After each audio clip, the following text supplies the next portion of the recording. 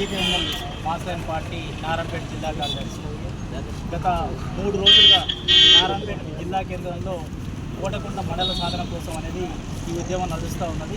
గతంలో 155 రోజులుగా కోటకొండ గ్రామ పంచాయతీ కార్యాలయం దగ్గర మండల సాధన సమితి ఆధ్వర్యం లోపల సుదీర్ఘంగా పోరాటం చేసినటువంటి పరిస్థితి ఉంది.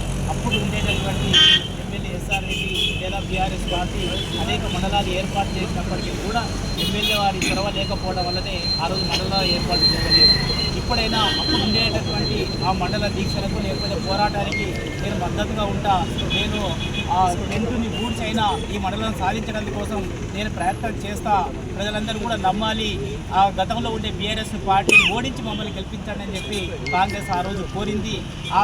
దాని ఫలితంగానే నారాయణపేట నియోజకవర్గంలో ఉండేటటువంటి కోటకొండ కానీ, గార్లపాడు కానీ, కాన్పూర్తి కానీ ఈ ప్రాంతంలో ఉండే ప్రజలందరూ కూడా నమ్మి కాంగ్రెస్ పార్టీని గెలిపించినటువంటి పరిస్థితి ఉంది. సంవత్సరమైంది కాంగ్రెస్ పార్టీ గెలిచి, ఇప్పటికీ కూడా మండలాల ఊసే లేకపోవడం అనేది చాలా విడ్డూరమైనటువంటి విషయం. ఇది చాలా దారుణంగా ఉంటున్నటువంటి విషయంగా కాంగ్రెస్ పార్టీ భావించాలి.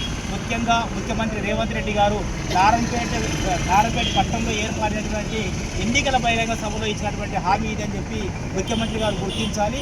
ముఖ్యమంత్రి గారు ఆ రోజు గాడిదలకు గడ్డేసి ఆవు పాలు పెడదామంటే ఎట్లా అని చెప్పి నారాయణపేట ప్రాంతంలో ఉండే, నారాయణపేట నియోజకవర్గంలో ఉండే ప్రజలందరూ కూడా ఆ రోజు ప్రశ్నించినటువంటి పరిస్థితి ఉంది.